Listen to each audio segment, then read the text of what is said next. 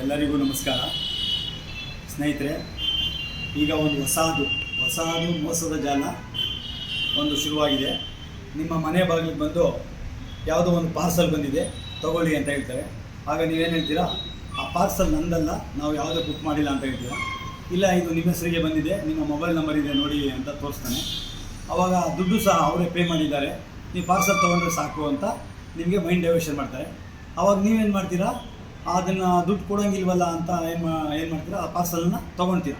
ತೊಗೊಂಡಿದ್ದ ತಕ್ಷಣ ಏನು ಮಾಡ್ತಾನೆ ಅವನು, OTP ಬಂದಿದೆ ನಿಮ್ಮ ಮೊಬೈಲ್ ನಂಬರ್ಗೆ, ಆ OTP ಹೇಳಿ ಅಂತಾನೆ. ತಕ್ಷಣ ಏನು ಮಾಡ್ತೀರಾ, ನಿಮಗೆ ಪಾರ್ಸಲ್ ಮೇಲೆ ಆಸೆ ಆಗ್ತದೆ. ಆವಾಗ ನೀವು ಅದನ್ನು ಯೋಚನೆ ಮಾಡಲ್ಲ, ತಕ್ಷಣ ಏನು ಮಾಡ್ತೀರಾ, ಅದನ್ನು ನೀವು OTP ಹೇಳ್ಬಿಡ್ತೀರಾ. OTP ಹೇಳಿದ ತಕ್ಷಣ ಏನು ಮಾಡ್ತೀರಾ, ಅವನು ಜಾಗ ಖಾಲಿ ಮಾಡ್ತಾನೆ. ನೀವು ಮನೆ ಒಳಗೆ ಹೋಗ್ತೀರಾ, ಹೋಗ್ಬಿಟ್ಟು ಚಾಕುನೋ ಕತ್ರಿನೋ ತೊಗೊಂಡು ಆ ಪಾರ್ಸಲ್ ಓಪನ್ ಮಾಡೋಕ್ಕೆ ಇದು ಮಾಡ್ತೀರಾ. ಆ ಪಾರ್ಸಲ್ ಓಪನ್ ಮಾಡಿ ನೋಡ್ತೀರಾ, ಬರೀ ಯಾವುದೋ ಒಂದು ಚೊಂಬೋ ಒಂದು ಲೋಟನೋ ಇರ್ತದೆ ನಿಮ್ಮ ಹತ್ರ ಅಷ್ಟೇ. ಅದಾದಮೇಲೆ ನೀವು ಮೊಬೈಲ್ ನೋಡ್ತಿರೋ ತಕ್ಷಣ ಮೊಬೈಲಲ್ಲಿರುವಂಥ ಅಕೌಂಟಲ್ಲಿರುವಂಥ ದುಡ್ಡೆಲ್ಲ ಖಾಲಿ ಆಗಿರ್ತದೆ. ಆ ಥರ ನೀವು OTP ಯಾವುದೇ ಕಾರಣಕ್ಕೂ ಯಾವುದೇ ರೀತಿ ವ್ಯಕ್ತಿಗಳ ಹತ್ರ, ಅಪರಿಚಿತ ವ್ಯಕ್ತಿಗಳ ಹತ್ರ OTP ಶೇರ್ ಮಾಡೋಕ್ಕೆ ಹೋಗಬೇಡಿ, ಯಾವುದೇ ಪಾರ್ಸಲು ತೊಗೊಳಕ್ಕೆ ಹೋಗಬೇಡಿ. ಆದ್ದರಿಂದ ನಿಮಗೇನಾದ್ರು ಅನುಮಾನ ಬಂದರೆ ಹತ್ತಿರದ ಪೊಲೀಸ್ ಸ್ಟೇಷನ್ಗಾಗಲಿ ಅಥವಾ 112ಗಾಗಲಿ ಮೆಸೇಜ್ ಮಾಡಿ ಪೊಲೀಸ್ನವ್ರು ಕರ್ಸ್ಕೊಬೇಕು ಅಂತ ಎಲ್ಲರಲ್ಲೂ ಮನವಿ.